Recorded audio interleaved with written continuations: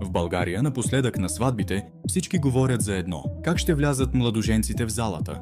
И повярвайте ми, вече не става въпрос за обикновено влизане.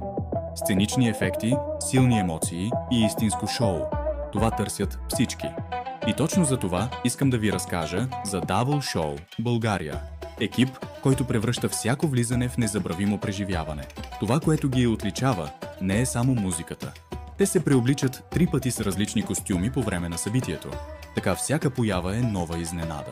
Тъпаните им светят след светлини, което придава на шоуто изцяло нова визия. И един от най-силните им моменти е, когато излизат с специални перкусии и рототоми. Енергията тогава буквално избухва.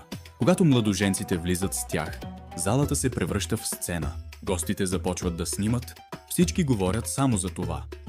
Защото с тях една сватба вече не е просто тържество. Тя се превръща в събитие. А зад цялата тази организация стои един човек. Ангел Златния, ръководителят на Double Show България.